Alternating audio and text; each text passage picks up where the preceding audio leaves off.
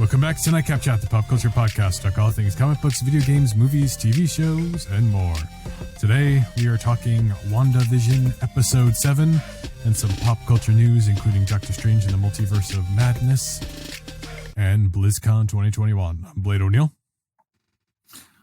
I'm Lance O'Neill. And before we dive into it, I just want to... What? I said you all thought that it was going to be Ken Brown, but... Nope. What a twist. I literally almost said Ken Brown, and I was like, wait, no, it's me. What am I saying? Because I'm so used to hearing it, you know? Line? What's the line? Line? Well, before we dive into it, thank you all for taking the time to listen, like, share, and subscribe. You know, if you enjoy Nightcap Chat, share it on social media, tell your friends about it, leave those 5-star reviews, especially on platforms such as iTunes. We greatly appreciate your support. WandaVision Episode 7 was great. But before we get to that, we're going to talk about some other things. We've been talking a lot about WandaVision over the last 6 weeks for some reason. Don't know why. That's been good. So BlizzCon 2021 was over the weekend, and we're not going to spend too much time on this. Just a couple of things. I love Blizzard games. I love Overwatch. It's one of my favorite games of all time. I play it a lot. I also really enjoy WoW. I don't play it right now, but I love World of Warcraft. And also really enjoyed Diablo 3. And we used to play it. I mean, we haven't got through it. But whenever everyone is ready, I am ready to finish Diablo 3. Looking forward to Diablo 4. One of the big things I saw they announced was they're bringing back the Rogue class for this Diablo game, which is cool. Yeah, Diablo's great. I think they've always done a good job with all of them, and I don't expect anything less than a game that's like a 9 out of 10 from Blizzard as far as Diablo or Overwatch goes. They always do a really good job. Well, the opening, I mean, it wasn't last year, but the year before when they revealed that cinematic for Diablo 4 where they unveiled the villain Lilith, and gosh, I got chills, you know, like, and it was such a cool cinematic. I mean, like that sold it for me. I mean, they always do great with their cinematics. Oh, I mean, World of Warcraft, I mean, I watch the cinematics for World of Warcraft for every update, and I haven't played World of Warcraft in like 10 years. I'm not even joking. And I've only played to level 30, and I stopped playing because I was like, this is too addicting. Mm-hmm. But they do such a good job. And even Overwatch, when they do it with their little events, you know, once in a while they'll have like a short or whatever. Yeah. They always do a great job with that. So. And speaking of Overwatch 2 soon is going to be very, very big. There's new game modes, there's story mode, you know, of course, new maps, new characters. They unveiled 2 maps that are coming to Overwatch 2. The first one being Rome, which was really neat.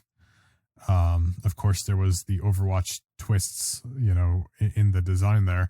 But the one I am so excited for, and I was saying it, like Erica was sitting next to me, and I was like, I hope the other map they announced is New York. Like, I will freak out.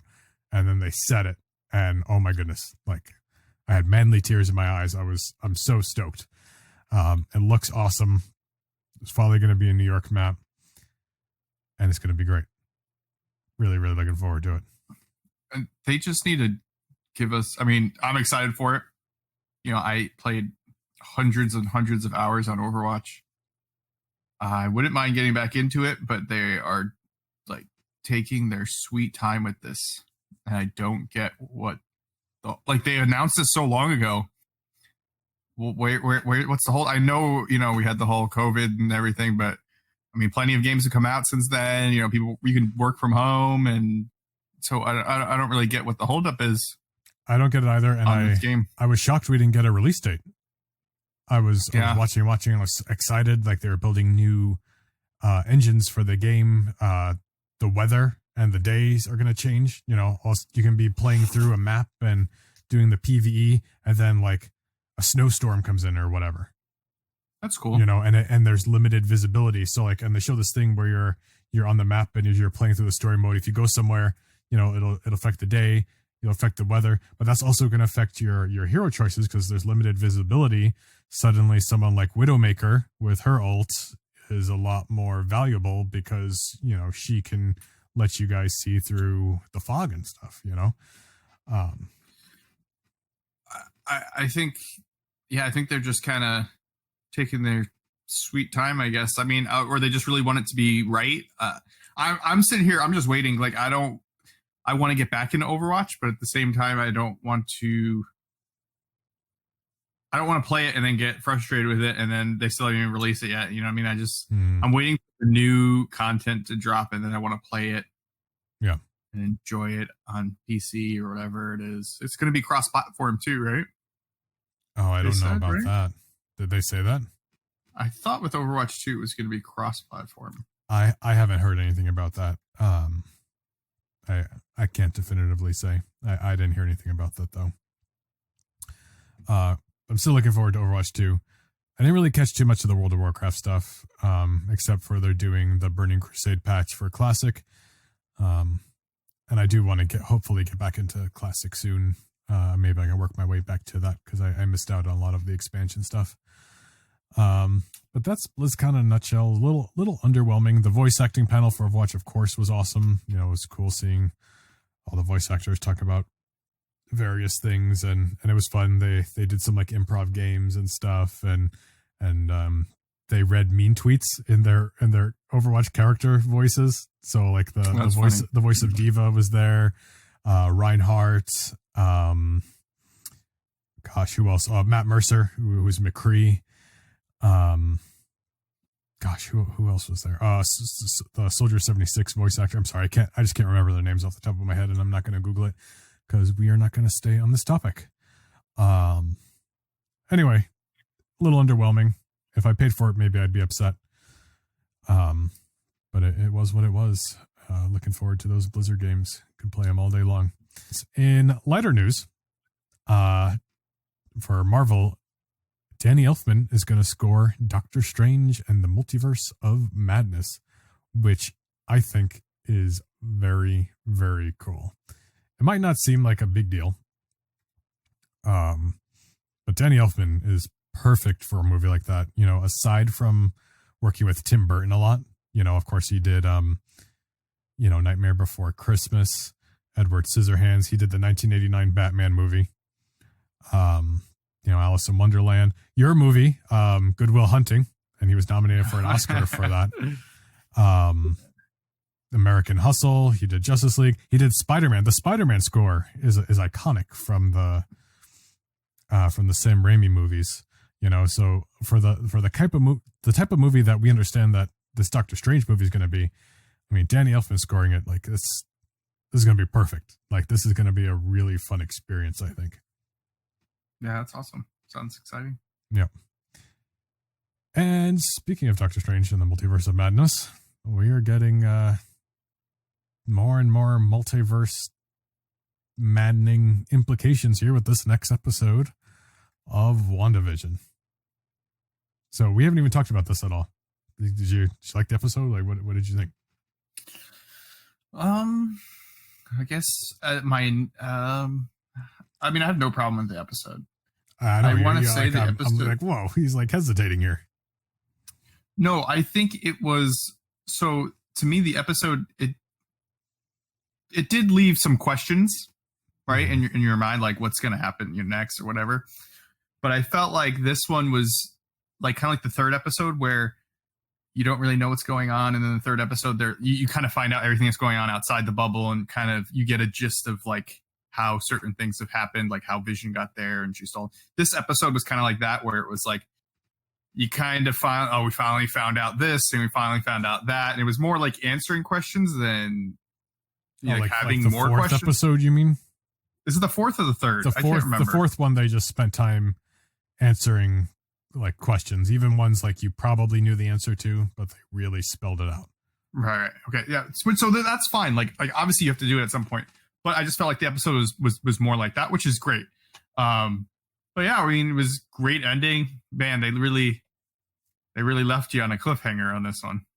And and if you haven't seen it, there was an after the credits scene. So if you haven't seen it, go back, rewind it, fast forward it, whatever it is, and watch that after the credits scene. Not that it was I don't know exactly what the after the credit scene, so go ahead and skip ahead 30 seconds if you need a second to go back and watch that after the credit scene, or stay tuned if you don't care to hear what it is. But this Quicksilver or fake Quicksilver ran up on Monica, and that was it. So, are we going to go into this, or yes, should we not? Yes, we're here. Okay. So do you think? So is he hostile or friendly at that moment? Friendly. You think he's friendly? I'm questioning it now. Well, now I don't know, because I think he might be friendly, but if he's under Agatha's mind control, right, he might not be. He might be a pawn. Which he has to be, because remember last episode we were talking about how he knows all this stuff. Like, how does he know it if she's not under mind control? And she even said that. I mean, she she basically controlled him to get him there. But when he shows up, is he protecting her because she's just like busted open into her thing, and he obviously can get anywhere super fast? Or was it more of him just like being silly and goofy and like hanging out, or like what is it? So there's a couple of things to consider here, and the first one is he is fast, like Quicksilver. Yeah. Right. So what does that mean? She put him there. We saw that. Agatha Harkness. Agnes is Agatha Harkness. I mean, it wasn't us who came up with that or anything. But of course, there were rumors. But there were little things we've been pointing out, in the last 6 episodes, implying that. So that was cool to see that reveal. I didn't expect that this episode. You know what I thought when she was like, she took the children and then she started coming to her like her aid when Monica came in there. I was like, oh my gosh, she's Mephisto. Well, I mean, totally changed everything we've been saying. It like crossed my mind, because I was like, they could do that. They could change it up. But I'm also wondering if they're gonna, and I know we kind of been saying, are they gonna mold the characters together, whether it's like Nightmare or Mephisto with Agatha Harkness, and kind of just like meld them together. Yeah. Especially since like she took her down into the little basement, right, where the kids are, and where are the kids? I mean, are they dead? They're... Which is another. It's interesting because, if she clearly took the kids away and told her they're in the basement to make her go into the basement. Does she know that their souls were part of Mephisto or whatever? So she gave him back to Mephisto, or made a deal with Mephisto. Like who knows like what happened, right? And I have a new theory now about Mephisto. I still think he's around. But the Quicksilver thing. So he's not necessarily he's not Fox Quicksilver, right? It's not that simple. At the very least, maybe, but Fox Quicksilver doesn't know those things. So if it is Fox Quicksilver, he's under mind control. Right. If he's a Quicksilver from another dimension, maybe he even knows some things, but he has Quicksilver's powers. How could he have Quicksilver's powers? Is that just from Mephisto or from Agatha? Right. Well, how does Speedball have his powers? Because he's doing the same thing. And Wiccan he has his powers. It's probably a complicated explanation, like they were pulled from the future using the soul of Mephisto or whatever. So maybe it's a similar thing here. They pulled a different Pietro and just kind of mind controlled him. Or it's just straight up Mephisto. I think that maybe she gave her kids to her husband, Ralph, who's going to be Mephisto. Because she's mentioned him many times and we haven't heard a thing. That's what we were saying last episode. Like, we know Ralph is in there, but we have not seen Ralph. And we still haven't seen Ralph. Yeah, and we were in her house and she went in her basement. Her crazy basement. Crazy basement, which and I really wanted to watch this movie again before I did this podcast to talk about it because I wasn't 100% sure. But that basement looks a lot like Doctor Strange's that area that he was in with all the pillars. And I want to say they said in that movie that there's like 7 of those places that go to like different. Really? I thought there was like only 3 areas. Was it 3? There's 3 Sanctum Sanctorums. There's the New York one, the Hong Kong one, and I don't remember. And one of them got destroyed. Right, but is this one of them? So if you look, it looks similar. Here's the thing: you had to look back at the commercial. The commercial was for Nexus. Okay, they made it like this antidepressant. It was funny, a hilarious commercial. Yes, no, it was good. Right on. It was exactly every antidepressant commercial you've ever seen in your life. So excuse me. I'm gonna take a drink here. So what is Nexus? In Marvel Comics, Nexus, the Nexus beings are beings, and let me see if I can explain this properly. Beings that are, that multiple universes are like contingent upon, right? And the Nexus beings are monitored, get this, by the Time Variance Authority, right? Which is going to be in the Loki movie.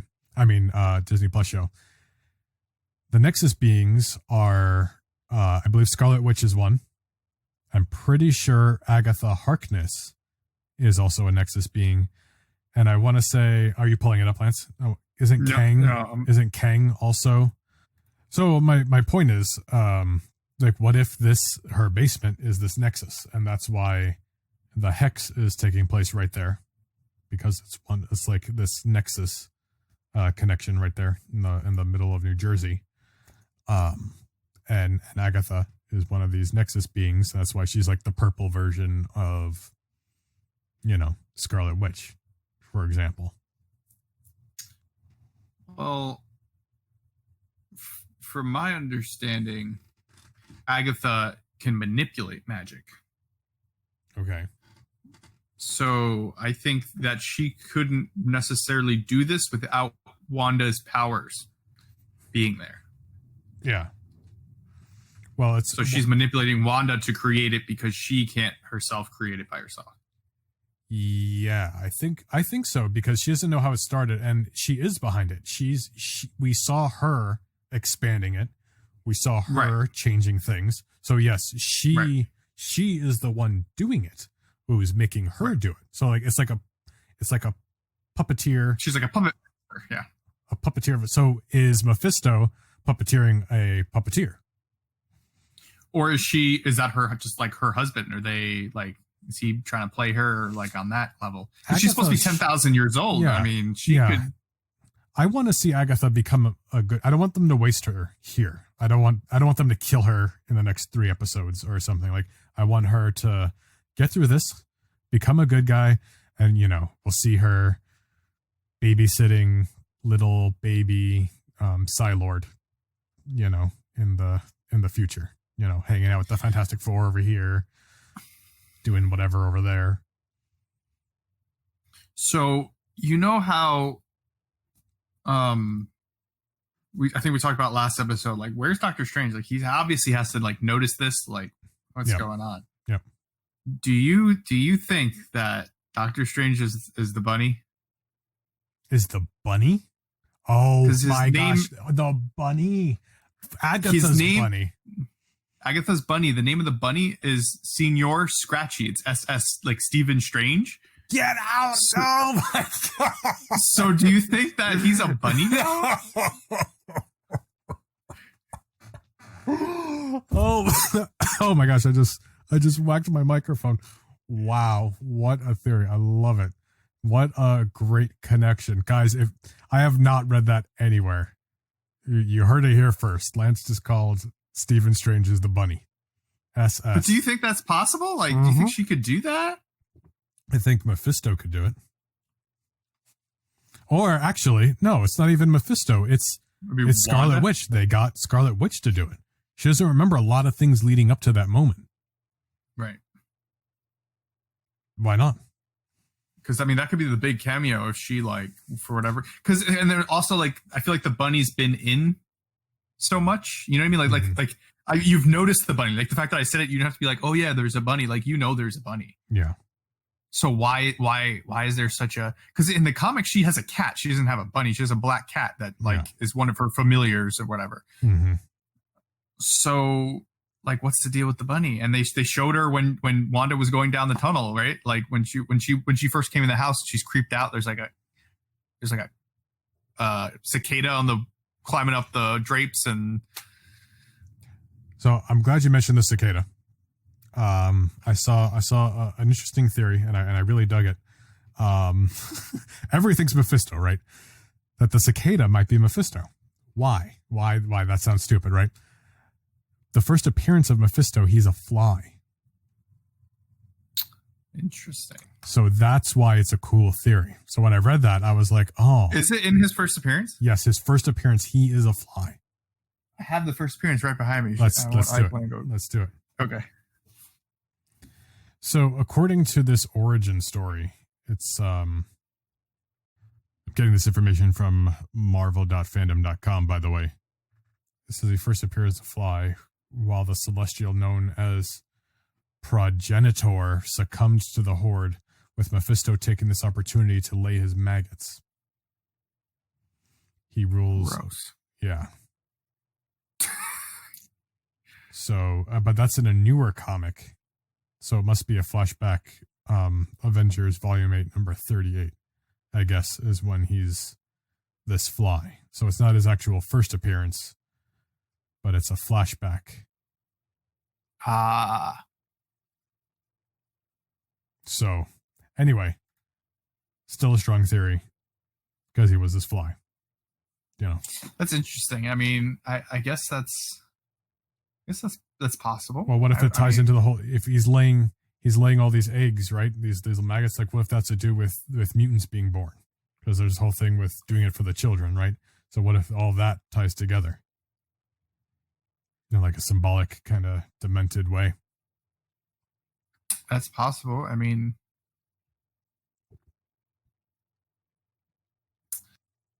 I would hope that they're not all like demon babies, like yes, all the X-Men. I mean, that would be like, it would take a lot away from the X-Men.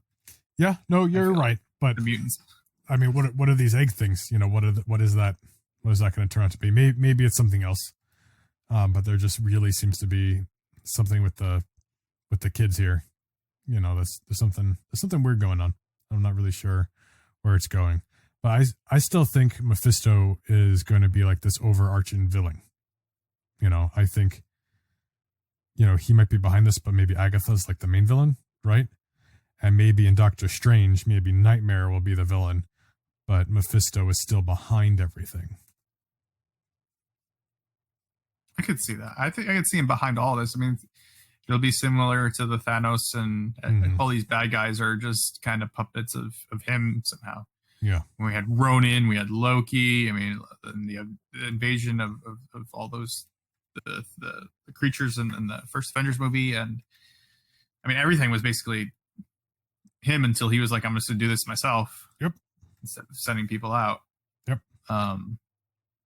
I could see that for Mephisto, and it would be interesting to see what he's playing at, and if death is involved in some way.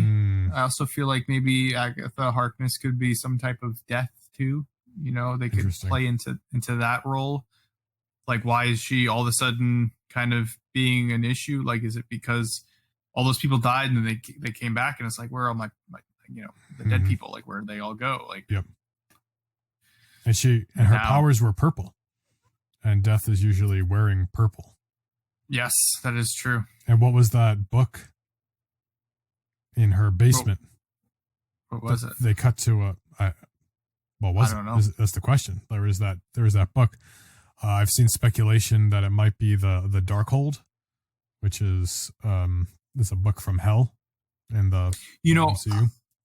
As soon as she went in there, I literally turned to Alicia and I was like, this is like a portal to hell. Mm-hmm. That's literally what I said, because it had that, like, evil, like demonic vibes. There was that like little like wall unit thing that had like skulls in it and had like red lighting behind it. I was like, this is some creepy, like Mephisto's involved. She's Mephisto, or this is just some creepy way of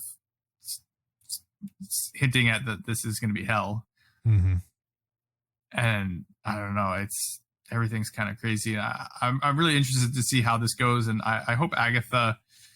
It's just weird because her character in the comics has kind of been like a good guy / bad guy, and it seems like she's just a bad guy right now. But it would be hard to see how they would turn her around to be a good guy because she's being manipulated. She could be, or under mind control of Mephisto, or maybe she has some kind of motivation for doing whatever. The only thing about it being the Darkhold is it already appeared in Agents of S.H.I.E.L.D. and Runaways. Oh, okay. So that's the only thing. Another thing that I've seen people point out in my various social media explorations was there is a book missing in the first Doctor Strange movie. Remember when he's looking, he's like, oh yeah. And he's like, what happened to this book? It was just gone. And that was it. What was the book? Exactly. Do we know? They never said. I wouldn't be knowing Marvel. That's what it is. Yeah, just what. Well, it could still also be the Darkhold or whatever. It could still be some book, but did it come from there? And is that when they turned Doctor Strange into? Well, no, because the book was stolen before that. So maybe he went there to go try to get his book back, and then he got turned into a bunny. It's possible. Maybe. So we'll see if it's the Darkhold, especially since it already appeared in MCU related properties. Because I'm not sure if they showed it in those properties. I didn't finish Agents of S.H.I.E.L.D. and I didn't finish the Runaways, and I don't remember if it was in Runaways season 1. I'm also kind of curious with the whole Monica Rambeau getting her spectrum powers now.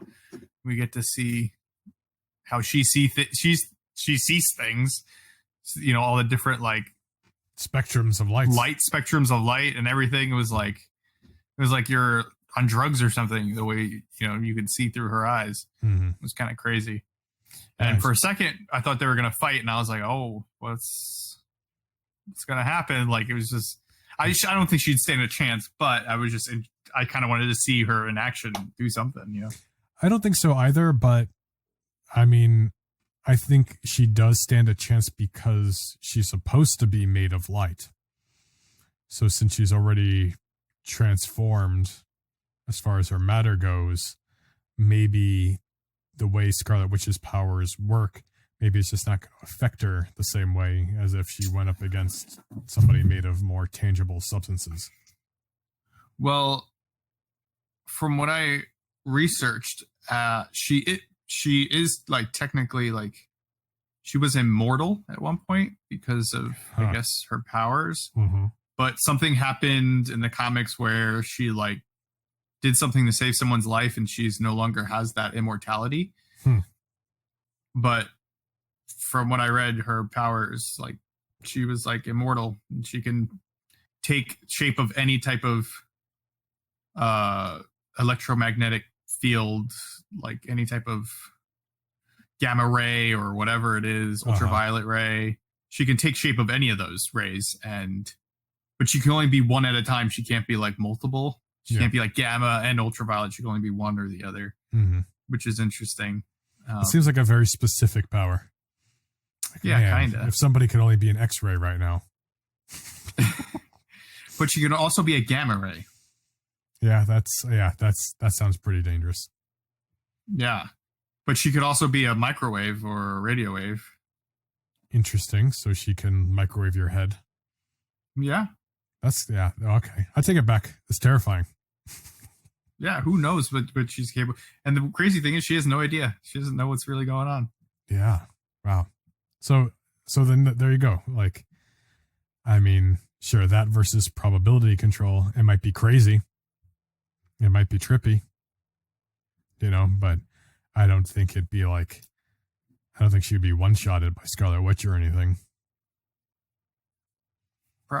Maybe. Well, I think it depends on how rough Scarlet Witch wants to play. Mm-hmm. She might be able to send her in another dimension. You never see her again. I'm sure they'll fight, in the last 2 episodes here.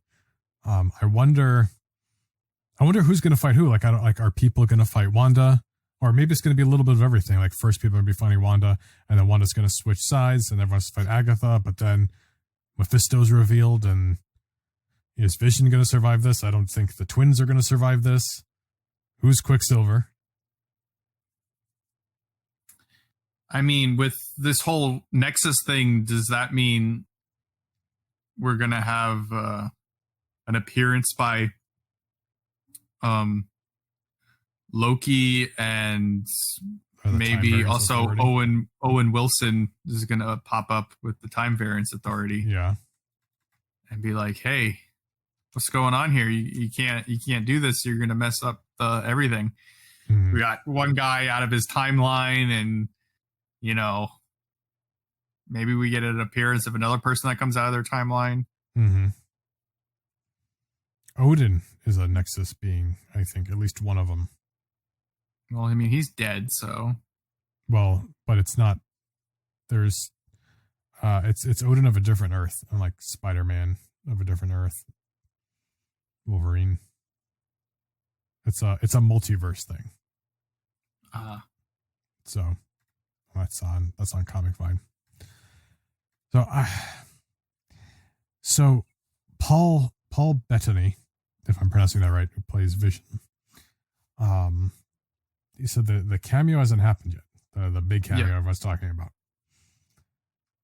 But I don't think it's going to be as simple as Doctor Strange. I almost feel like it'd be obvious if Doctor Strange was in it. But he said it's an actor he's always wanted to work with. Okay. So that to me leaves 2 actors that are in the MCU that he hasn't done any work with? No. Because if I'm going to say something like that, that's clearly Liam Neeson. So Liam Neeson's going to be Magneto, right? Calling it now. Don't even. It's Liam Neeson. It has to be Liam Neeson. What? What are you saying? Why does it have to be Liam Neeson? Because as an actor who always wanted to work with, obviously he's talking about Liam Neeson. How do you know that he has a crush on Liam Neeson or something? No, I love Liam Neeson, so obviously that's what he's talking about. Only other option. Are you ready for this? I'm ready. Patrick Stewart. Patrick Stewart to play as Xavier. Yes, in another dimension, another multiverse. I'll tell you why I think it could be Patrick Stewart, and that's very specific.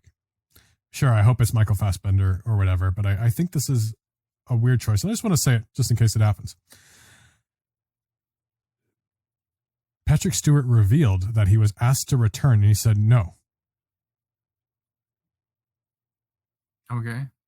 So he went out of his way to say, no, I'm never, if I didn't do Logan, it was the perfect send off for the character and blah, blah, blah. I closed that. And, I think the cameo was supposed to be for Doctor Strange.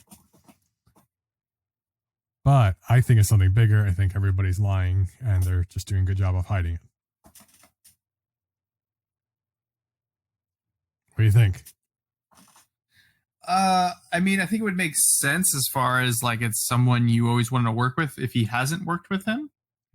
Paul Bettany? I don't think so. Let's look it up right now.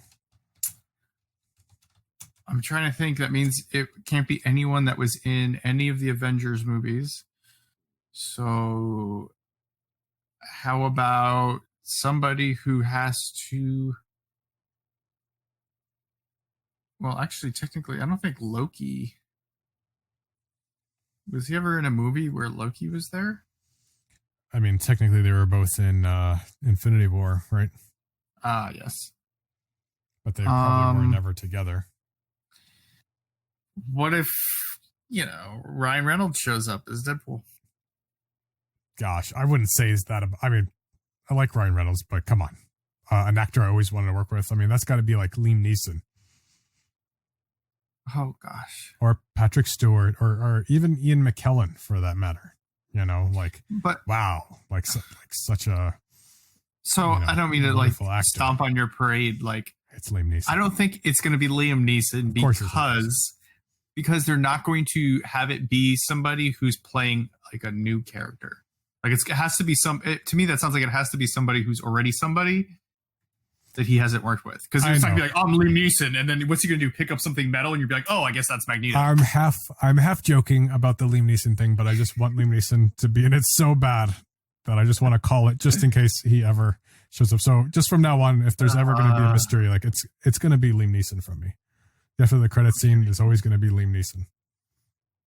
As anybody, because he can play anybody, it doesn't matter. Magneto would be great though.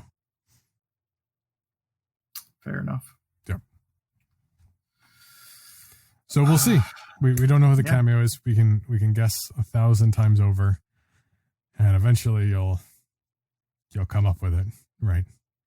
In theory, there's only so many people that it could be, but I think if it's somebody you always wanted to work with, it's got to be somebody like more classic like that.